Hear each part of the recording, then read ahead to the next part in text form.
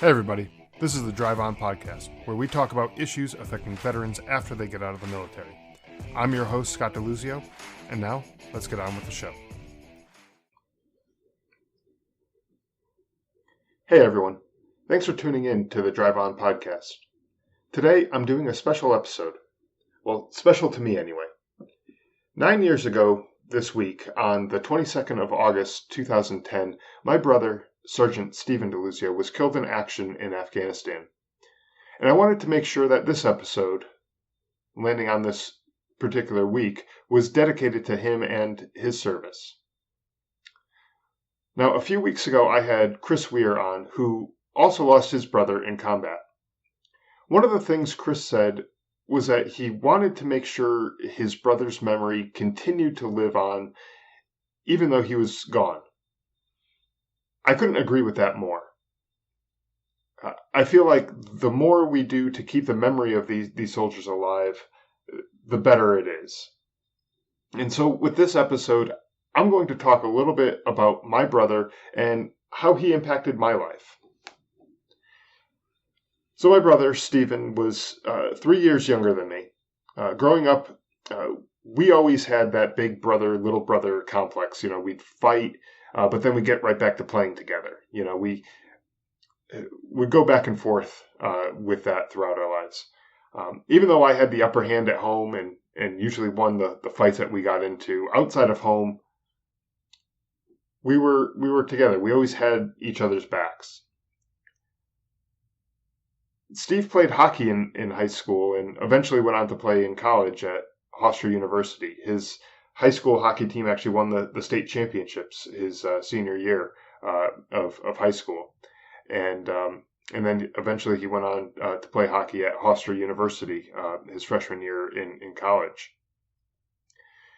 While he was there, he sort of fell into the wrong crowd, though, and started to not focus on school as much as he should have.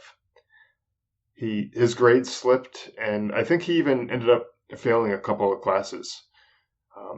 Eventually, he realized that he was heading down a path he didn't really want to be going down. The late night parties and drinking were replaced the studying that he should have been doing, and he realized that that wasn't where he wanted to be. He came home one day from college and said that he wanted to transfer to a military college. He didn't have any particular college in mind. Just knew that he wanted to go to a military college. The idea was that he'd get more discipline and focus there. Wouldn't be as prone to heading out to parties and doing all that other stuff. Eventually, this led him to transferring from Hofstra to Norwich University in Vermont. While he was there, he definitely got some discipline. His entire day was planned out for him, including early morning PT, class time was scheduled, study time was built into his schedule, meals, everything was built into the schedule. He just didn't have time for all the other partying that he had when he went to Hofstra. And not surprisingly, his grades improved while he was there. At some point while he was at Norwich, he had talked to an Army recruiter about joining the Army National Guard up in Vermont. A friend of his at Norwich was already in the Guard and told him all about it. And my brother ended up joining in a delayed entry program and went to basic training at Fort Benning, Georgia in the summer after that school year. While he was in basic training, the seed sort of had been planted in me about joining the Army. I knew I wanted to join the military as well. As a matter of fact, I kind of wanted to do that since I was a little kid. But I was in a bit of a different situation than he was. I already had graduated college and I had a full-time job at that point. And so it sort of scared me thinking that I might get fired if I asked for a few months off to go join the Army and go to basic training and all that. It turns out I didn't have to worry about that because by law my employer couldn't fire me for that. I didn't know that at the time though, so it was a bit scarier for me. When Steve got out of basic training, I told him my plans and asked him basically to talk me out of it. I knew I basically made up my mind that I wanted to join, but I wanted him to give me all the cons, all the negatives that he could see to me joining. And while he did try his best, gave me all the negatives he could think of, ultimately he failed, and I enlisted in the Connecticut Army National Guard in 2005, late 2005, just a few months after he had finished basic training.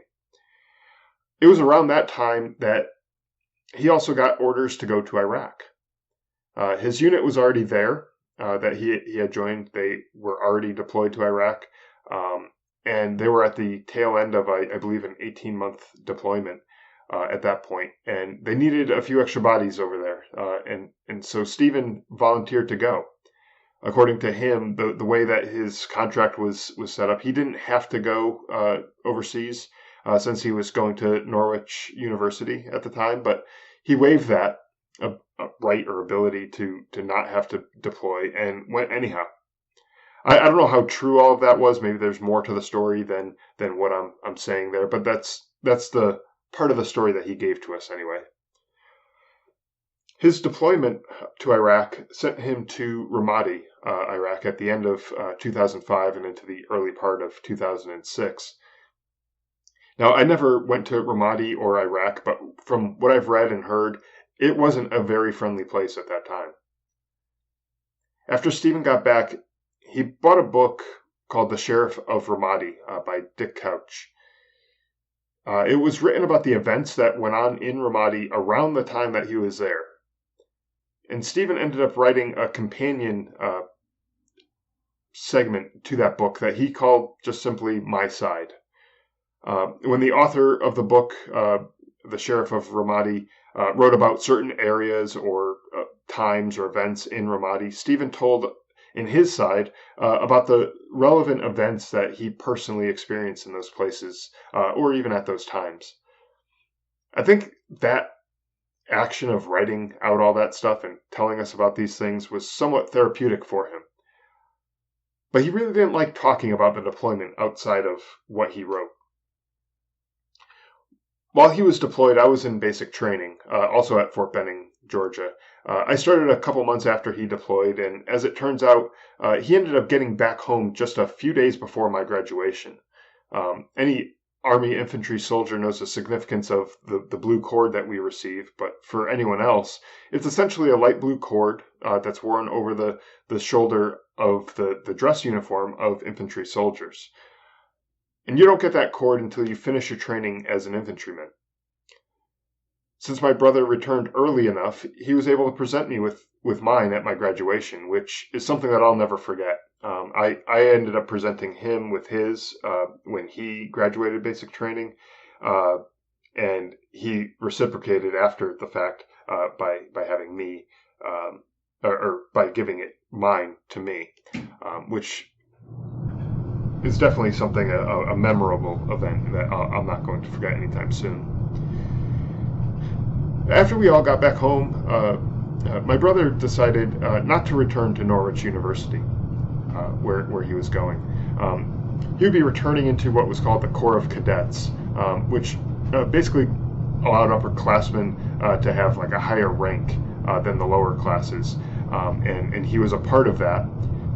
And he realized after being deployed into actual combat that he wouldn't probably want to last too long having some 19 or 20-year-old kid boss him around,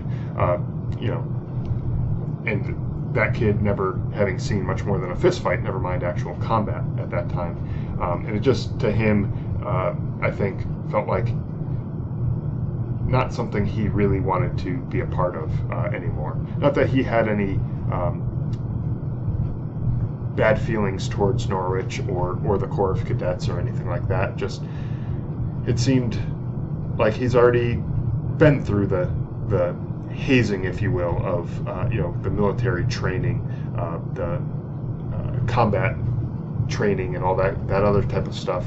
It didn't really seem like it was anything that he really was going to get any more value from, going and having somebody else continuing to yell at him for not being in the right place at the right time, or not studying certain things or not whatever it is that they do, just did not seem like something he really wanted to be a part of anymore.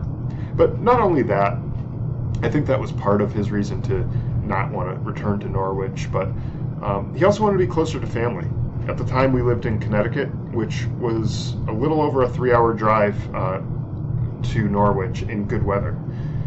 It was way longer if it was snowing or had inclement weather, which was highly likely in the winters of Vermont. When Stephen got back from Iraq and I got out of basic training, we both ended up moving out of our parents' house within, I want to say, maybe a month of us getting back home. And we moved into a condo together. Obviously, we lived together, but we also would do all sorts of things together while we were living in that condo. We drove to Boston on the weekends to watch Boston Bruin hockey games. And some of those trips and the shenanigans that we got into are burned into my memory. Man, we just had such good times together. Stephen ended up transferring college one more time to the University of Hartford after Norwich, and where he eventually graduated with a degree in accounting and with great grades. When he was living with me at the condo, he was late night studying and everything like that, and he was really grinding, and he earned those grades, and he did it the right way. Like he studied, he was focused and determined to graduate with good grades.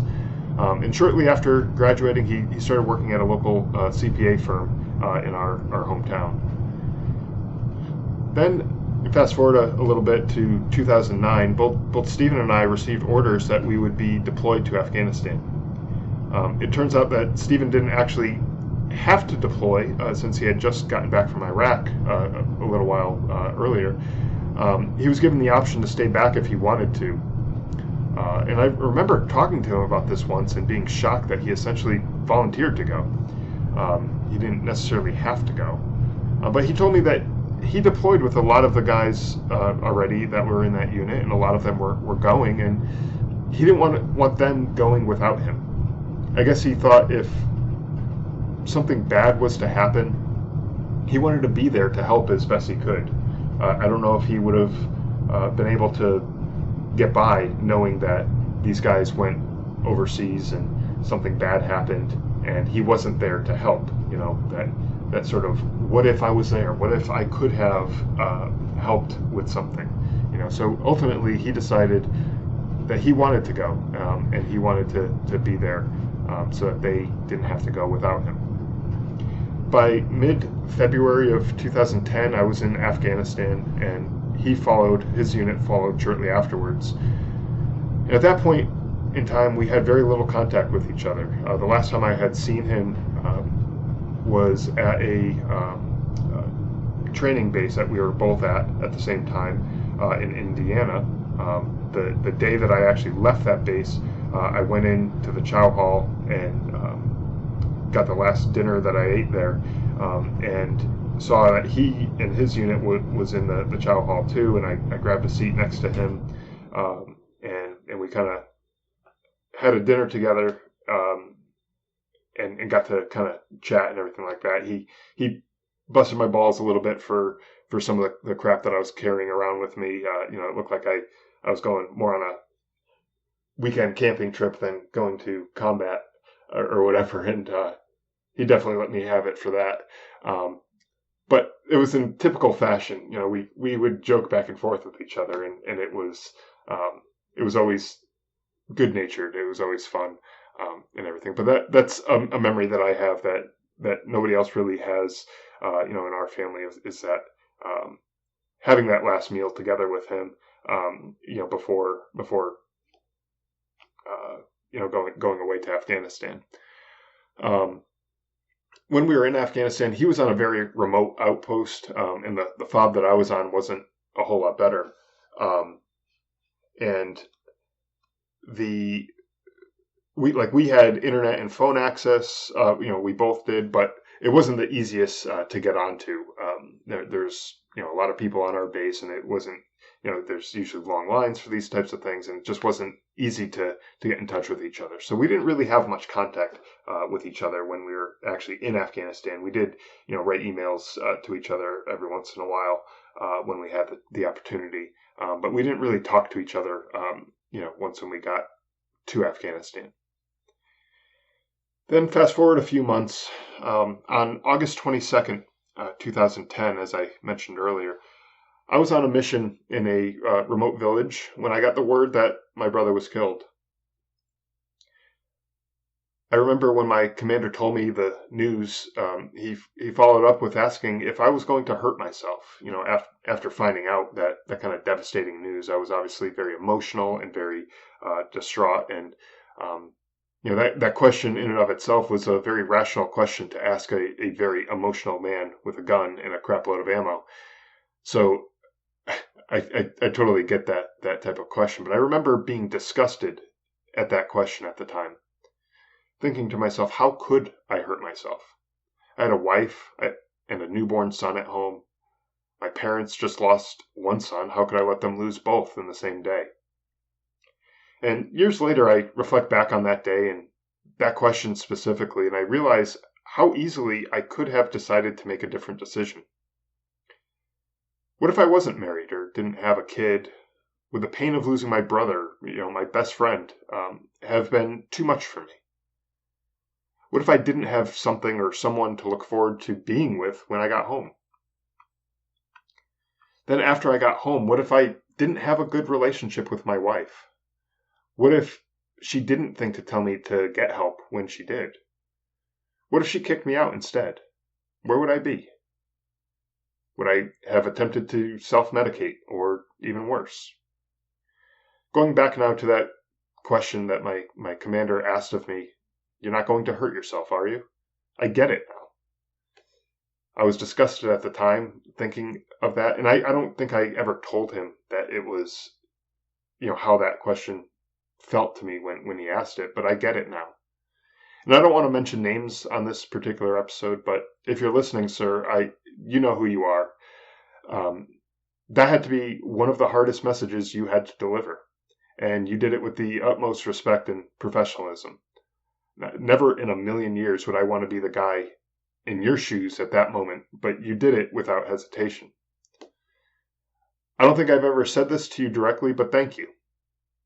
I know you used to rag on me, and we used to kind of have that kind of relationship where we would go back and forth and everything, but I knew that those kind of jokes would, they came from a place of love, and thank you for being the one to deliver the message the way you did. I remember you trying to comfort me by telling me that you didn't know the circumstances of my brother's death, but you're sure he took a few of the bad guys out with him.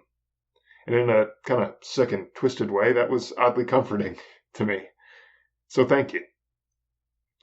There were other friends there who comforted me on that day too. And again, I'm not going to mention any names on this particular episode, but you guys know who you are too. And I want to thank you all for that as well. Anyway, after getting back home, I struggled a bit with everything that had happened with my brother. Eventually, I had to make a decision. Would I be angry the rest of my life with the way way everything happened, about what went on, or would I honor my brother's sacrifice in his life with the way I lived mine? Now, I decided to choose the latter. I ended up going to the vet center and getting help for some of my issues there. That was one of the best decisions I think I've ever made with regards to my own mental health. It wasn't easy, but it was like a tremendous relief when I finally admitted that there was a problem. Like a huge weight being lifted off of my shoulders when I decided that I needed to get help. When I finally said, yes, I need to go and talk to somebody, and I made that appointment, a huge weight was lifted off my shoulders because I was no longer the person who was carrying 100% of that weight. Now, listen, this is just a small part of the story, a small part of my brother's story, a small part of my story. I don't know, maybe I'll get more into it in another episode. But the moral of this story that I wanted to say, to get out to people, is that by losing my brother, my best friend, it led me down a path that ultimately led me to understand that you need to have people close to you who care enough about you to tell you when you have a problem and will help you seek out the care that you need. I needed to have someone in my life that I cared about more than myself. I couldn't leave my wife with a newborn to fend for herself. That's not to say that she was incapable. She was perfectly capable of figuring out life on her own, but I could never do that to her. These relationships don't just pop up overnight. So it's important to try to cultivate these relationships before you need them. If you're having trouble with your spouse, get help. Work on your issues. No one said this is going to be an easy ride, but it's a heck of a lot easier going through these things together than it is going it alone. Of the many things I learned from my brother's death, this is one of them, and that really struck home with me. And I hope that in a small way, it can help you too. Thanks for listening.